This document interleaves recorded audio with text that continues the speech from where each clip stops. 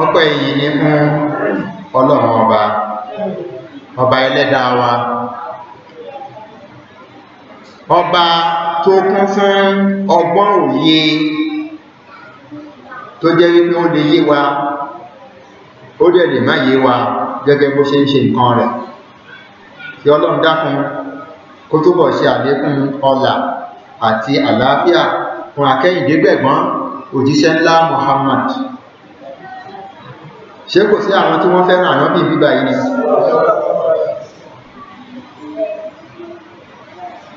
Ẹ̀yin ènìyàn mi, ẹ̀yin mùsùlùmí, ẹ̀yin onígbàgbọ́ òdodo, ẹ jẹ́ kí a túbọ̀ bẹ̀rù Ọlọ́run o.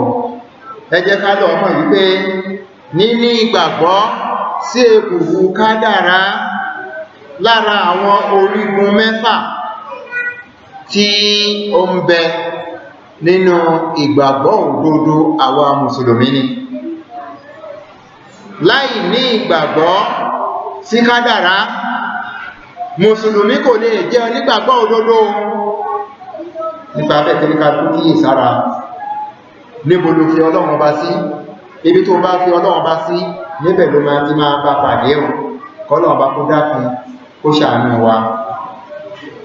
Ìnígbàgbọ́ òdodo sí kádàrá ó jẹ́ lára àwọn iṣẹ́ ìjọsìn ńláńlá èyí tí mùsùlùmí máa ń fi ọkàn rẹ̀ ṣe láti fi tẹ́ Ọlọ́run ọba lọ́rùn. Ọlọ́run gbogbo torí nǹkan kan dá wa sáyé bí kò ṣe ti torí kíni kí a lè wá jọ́sìn fún. Bá a ṣe ń fi ọkàn jọ́sìn fún là ń fi ara wa jọ́sìn fún. Ìní ìgbàgbọ́ òdodo sí kádàrá èso ńláńlá ni fẹ́ni tí ó bá mọ̀ báwo ni àwọn orúkọ àti oríkì Ọlọ́run bá ṣe jẹ́. Ẹ̀wọ̀ Ọlọ́run bá pè ara ẹ̀ ní Hakim, ọlọ́gbọ́n òye. Torí gbogbo tí Ọlọ́run bá ṣe dáadáa náà ni, aburú kò sí nínú iṣẹ́ ọwọ́ Ọlọ́run. Ohun tí Ọlọ́run bá dá ló jẹ́ wípé nǹkan yẹn lè burú, ṣùgbọ́n kìí ṣe pé bóyá Ọlọ́run ọba ló ń ṣàìdá. Nínú Suratul Hadid ní ẹsẹ̀ ọ̀rọ̀ ìkejìlélógún bẹ́ẹ̀, l'Ọlọ́run bá ti jẹ́ kí ó yé wa wípé kò sí nǹkan kan ní mùsíbà tó lè ṣẹlẹ̀ lórí ilẹ̀ ayé yìí. Kódà kò sí nǹkan kan ní mùsíbà tó lè ṣẹlẹ̀ fẹ́yìn fúnra yín àyàfi kó jẹ́ wípé ó ti wà nínú àkọsílẹ̀ síwájú kí ó tó di wípé a máa múṣẹ. Dájúdájú àti múṣẹ ohun tó rọrùn fọ́lọ́run ọba ni, nígbà ó jẹ́ wípé Ọlọ́run ọba òun ló pé bùbù rẹ̀. Ọlọ́run kìí sì gbàgbé, Ọlọ́run kìí gbàgbé, ó yàtọ̀ sáwa ẹ̀dá ẹ̀. Èèyàn lè kọ nǹkan sílẹ̀ kó gbàgbé ibi tó kọ sí, a tó ń pèlè yóò mọ tó ń kọ sílẹ̀. Ọ̀rọ̀ Ọlọ́run ọba ò rí bẹ́ẹ̀. Ọlọ́run ọba rẹ̀ kò gbàgbé rárá. Ìyẹn ló fi rọrùn fún láti lè fi ṣe gbogbo ohun tó ń ṣe.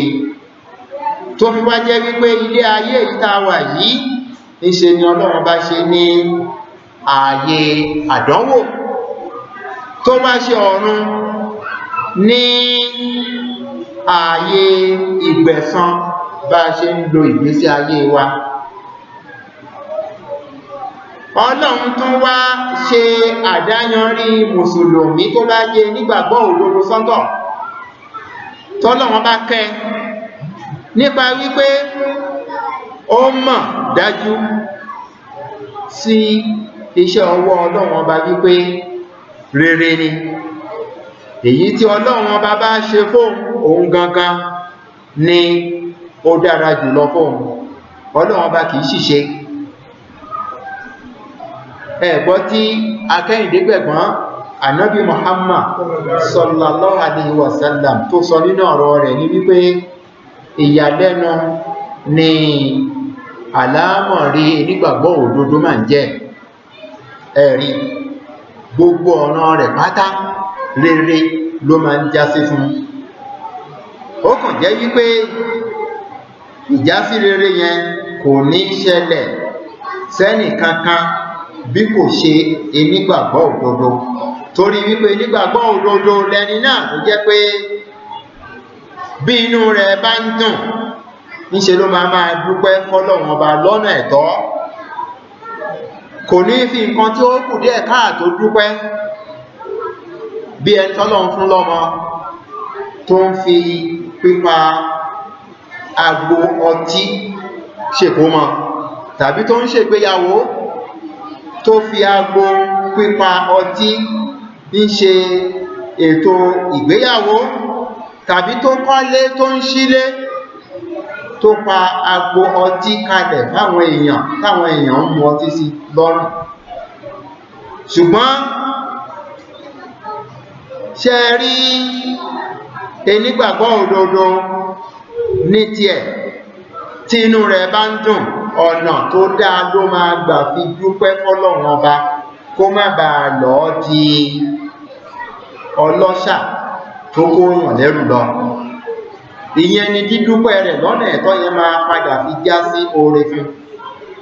Ànábì wá ní ìdàkejì ẹ̀wẹ̀, tó bá jẹ́ wípé ohun tí kò dùn mọ́ onígbàgbọ́ òdodo nínú ló ṣẹlẹ̀ sí, níṣe ló máa fi sùúrù gbé. A fi sùúrù gbé, kò ní máa kébò sí, kò ní máa lọ́gún tó máa fi máa ṣépè fúnra ẹ̀ pé tòun ti bàjẹ́, dípò kó máa ṣàdúrà wípé Ọlọ́run bá máa ṣàánú mi, má jẹ́ kó bàjẹ́ fún mi. A tún máa fẹ́ náà rẹ̀ sọ pé àtòun ti bàjẹ́, tòun ti bàjẹ́. Ànábì ní nípa ṣíṣe sùúrù yẹn ni sùúrù yóò tún padà fi já sí dáadáa fún. Ọlọ́run kó rọ̀ wá lọ́kàn láti máa ṣe sùúrù.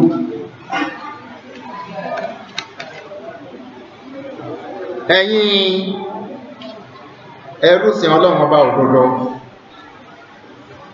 màá gbà yín níyèjú gẹ́gẹ́ bí mo ṣe ń gbára mi níyèjú wípé àmọ̀ràn èyí tí Ànábì gbà wá, òun náà ní kí ẹ jẹ́ kí a ti pẹ̀lẹ́ mọ́. Àmọ̀ràn yìí ó wá láti ọ̀dọ̀ Ànábì Muhammad sallallahu alaihi wasallam sí Abdullahi ibn Abbas radiyallahu ta'ala anhu. Tánàbí fi sọ fún wípé ìrẹ ọ̀dọ́mọkùnrin yìí, mo máa fẹ́ kọ́ ẹ láwọn gbólóhùn ọ̀rọ̀ kan kó yá fọkàndé mọ́lẹ̀ o. Rí wípé òun ṣọ́ ìwọ àárín rẹ pẹ̀lú Ọlọ́run, kí Ọlọ́run ọba lè máa dáàbò bò ẹ́.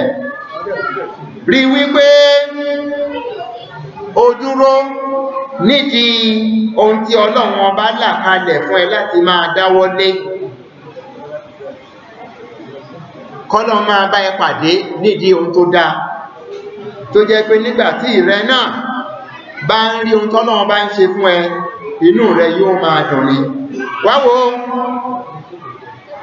bí o bá fẹ́ béèrè nǹkan, Ọlọ́run ní kó béèrè lọ́wọ́ ẹ̀. Kódà bó bá máa béèrè lọ́wọ́ ẹ̀dá bí tiẹ̀, bó bá ti wà lákọsílẹ̀ wípé ẹ̀dá Ọlọ́run yẹn yóò ṣe fún ẹ, òun ló jẹ́ kóun ló máa ṣe fún ẹ.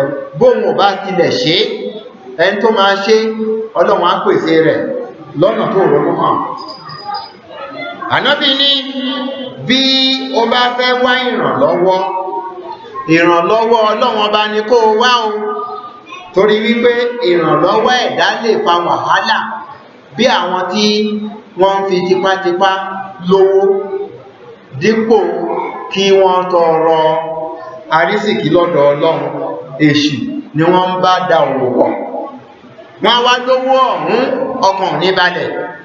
Ẹlòmíì á lówó ọ̀hún, owó àwọn awápọ̀ yanturu, ṣùgbọ́n níṣẹ́jú àyá agbẹ́mìí àlọ.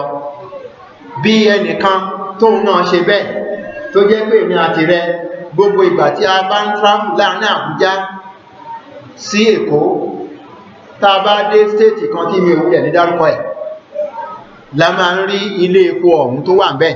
Tá bá bẹ̀ tí ilé epo yìí látìgbà yìí wọ́n sì lò, àwọn èèyàn sọ fún wa pé ẹni tó ní ó ṣògùn owó ni, ó ṣògùn owó ni.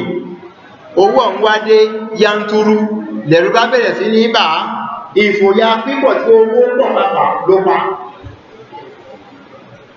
Ìgbà tó kú, àbúrò ẹ̀ ìyẹn wá sọ fún ìyàwó ẹ̀gbọ́n ẹ̀ wípé ó dẹ̀dákun lára dúkìá tí ẹ̀gbọ́n mi lẹ̀ yìí kó lára ẹ̀ fún mi.